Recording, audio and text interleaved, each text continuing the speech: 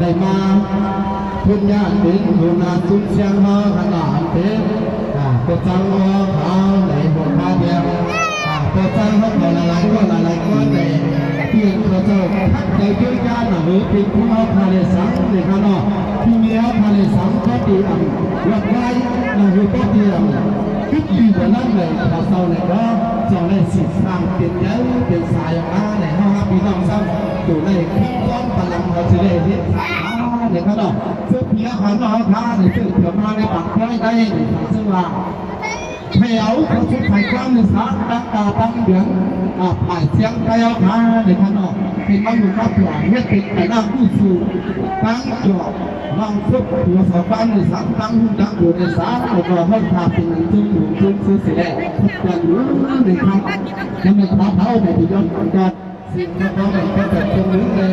สังเกตว่าเขาใจหนุนเธอข้อแต่แล้วมีดียกย่ำในสารข้อที่เสียงใจในสารในก็ถ้าเราวางทางเขาต้องใจหนุนคือไปสู่สิ่งที่เขา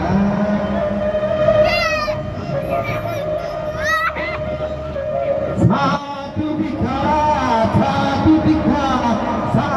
ธุย้อนกันก็พระตาเนื้อทางพาพลังมาเจ้าตา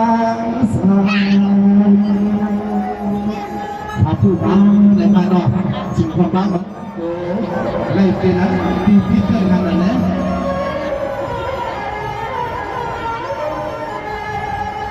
สาธุตามวงตาวันกันท้องสาทั้งสารตั้งสัก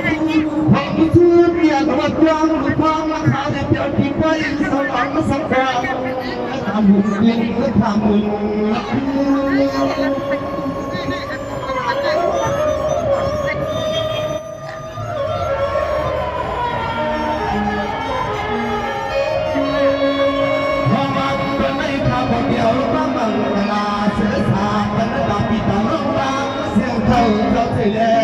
วันนาปิปังพระนักสรสติวิหารทำสองขาดังจงอาเทโกเสียงขอฟัง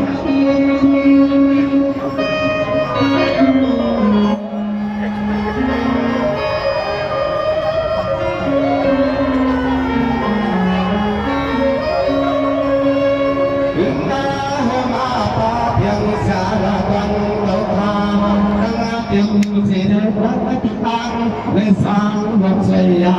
เยเปิดสาเปิดสาธรรมะอีสิงนกจัน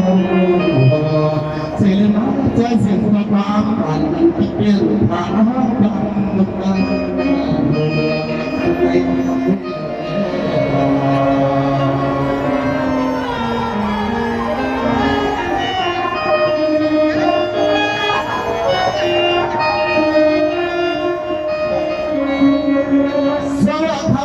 ไม่สุขเสียมันก็ต้องดีแค่โลกมันเด็กคงมาตีตาเข้าไปถึงว่าไม่ยันถึงใส่มาวันทางเสียงก็ร้องตาวันใส่ผักละมาติดไปสว่างสว่างมุ่งกันใหญ่ทำคือไม่ใส่พยานว่าปลาผักใหม่ๆสิ่งที่ไม่เป็นที่เสื่อสารก็หัวใจน้อง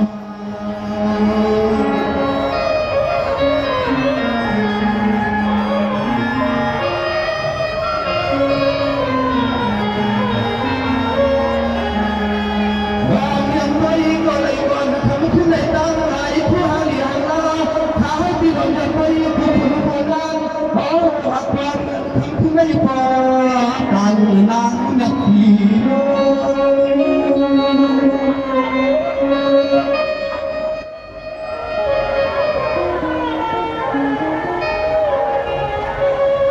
สมาทำที่ไหนเอาข่าวพี่น้องส่งเสียงจะได้ปุ่งต้องจอแล้วเราฟังจอเสียงก็เกี่ยวกับเสียงไทยปีกต้องตั้งเสียงตาอันเป็นวันไหนคือไม่สิ่งมันมันก็จอสิ่งไม่พอจับนิ้วลายพวก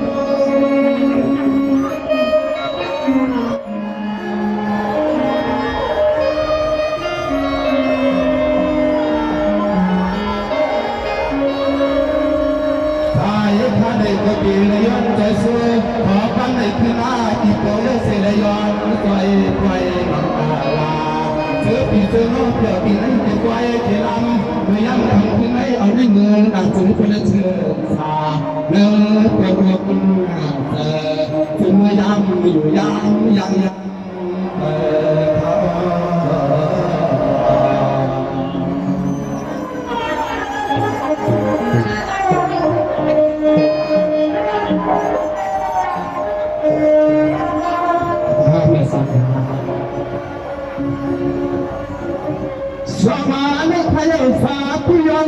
คนที่ยังกันลิงสู่การดูที่สุดท้ายมาดูมาวันมาปาว่าเชียงมันมาปาว่าสักครั้งตุ้งกันใหญ่ดังเสือไปดูดังลิงสู่นั่นให้พอได้มองตุ้งเสือให้พอได้อยู่ดีเสือวันทำขึ้นคือว่าสุดท้ายเขาขาดจะให้พอได้ขังขาจะให้มีเราได้สิกาปาการเราเสือ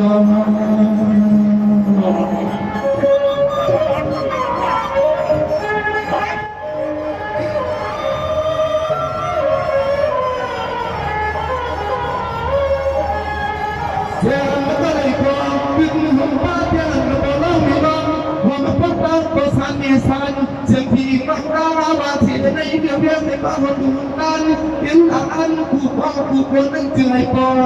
ว่าหงหาข้าหอ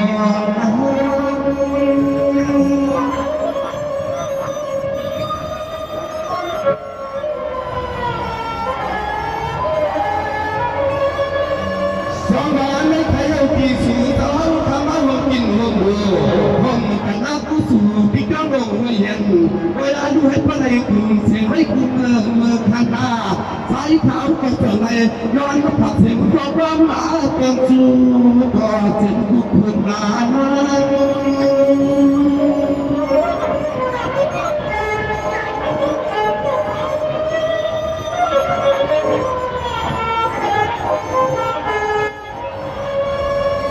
ไม่มีอาดุลสร้างมาได้ก็เอาไอ้เมื่อนา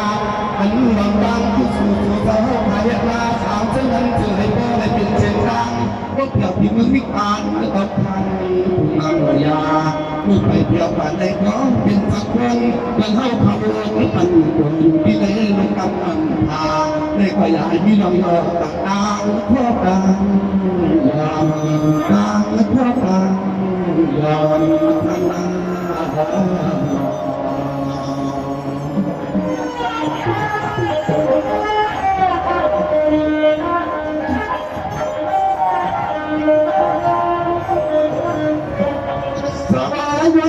สายทุกผู้เลี้ยงรังเราสักครั้งคำสาข่าวลายตัวไหนมาพึ่งมาตัวอีกถึงเส้นพี่มาเอาทางเดี๋ยวถึงในไฟในลำไปดูเสียมันบุกแค่เอาเสียงในชอบกระปังไฟฟ้าเสียมันมือมาอยากให้หนูทำยาดองตาเศร้าคือน้องไทยตั้งแต่ตั้งมาอยากให้พวกต่อให้พวกเราอยู่มันอยู่รออยากตั้งดอกคนมาเลยก่อน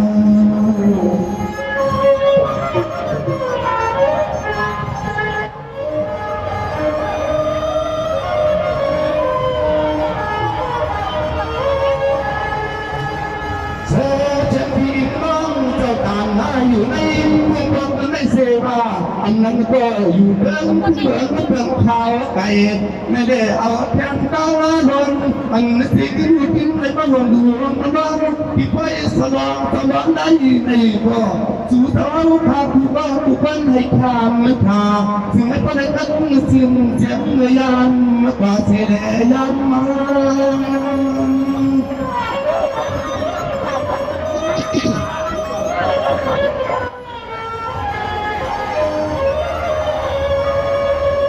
สมาคำบันบันทุกในคืนหนึ่งรักสู่ใจเจ้าใน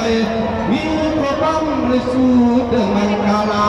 เธอพี่เธอน้องอะไรมาความเสียงเท้าความปักถุงบาเทลคุง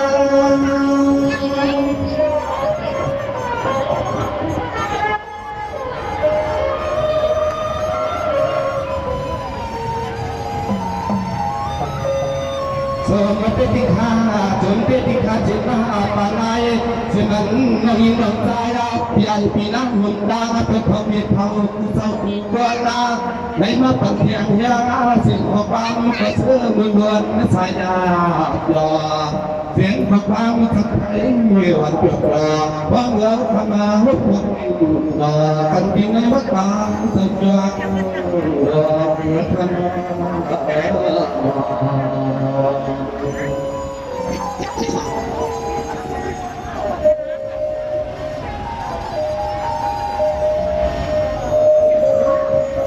สวัสดีครับบ้านผักมังกลาบรรณกับพิการวังเขาเท่าไหร่กันไปดูกันได้ที่ว่าพี่เก่งนะทำก็สัตว์บริมีเพียงตาเสียสันนาสิเลตักนึกถ้าสิ่งยังเป็นหนุ่มเคยข้าวผักวันปันไง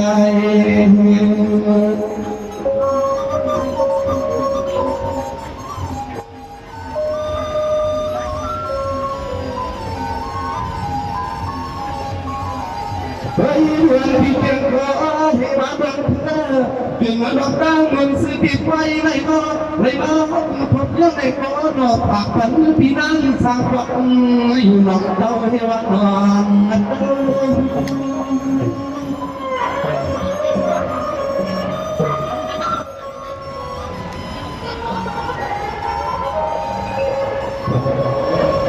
สวัสดีนักจึงสอบเพียงเธอหน้าถึงไม่พอได้ตั้งชื่อสาบา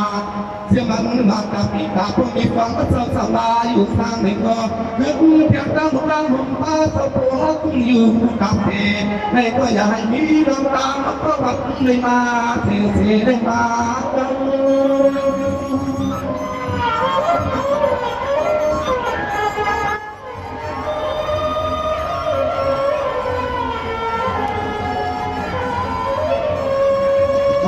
พี่นางเป็นสำหรับพี่นางเขาพายตาลองสวนให้ได้มุกอาเพียงพักงาเอกอันน้องอย่างน้ำความปีในสิ่งในคนในขายเอาคนในมือสิเราเพียงกาเพียงดังมันใหม่ๆสิได้มาสิเล็กตักเด่นในเมียพี่นางเจอสุริยะที่สั่งให้สั่งต่อ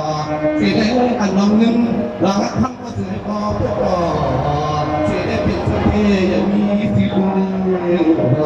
นักพี่นาง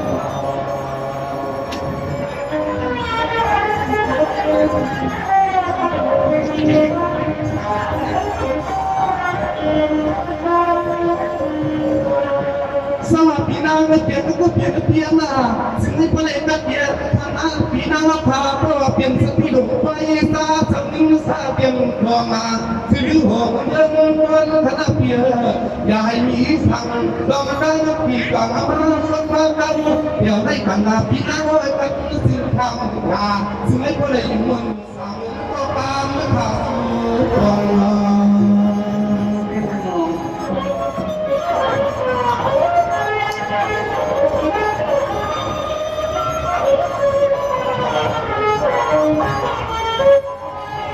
สมาเถิดเถิดนาสถานที่นาเขียนก็หันน้องมือวงสิ่งบุญเสียก็ปุ่งต้องยอพี่นางก็ต้องได้ทำให้พี่ดอกเพื่อบางหมื่นผู้ที่มองที่เลิกไปตัวก็เพียงปีเสียตัวก็ยังนานเอาทานในก็ชมเสื่อมต้องเดินตามน้ำเสือน้ำฟ้าคนรอเถิดนาอันนั้นพี่นาง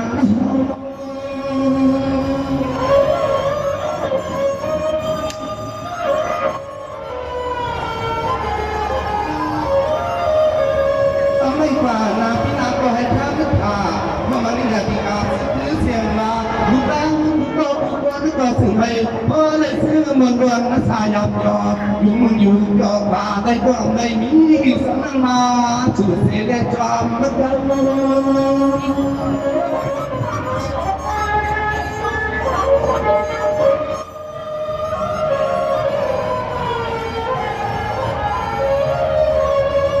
ด้วยร่มันจริงก็เป็นปีนั้นกันห้าพาตัดกระสุนอยู่จู่กันมันเธอว่าในกติเลยเมื่อเสียงเปลี่ยนเลยสุด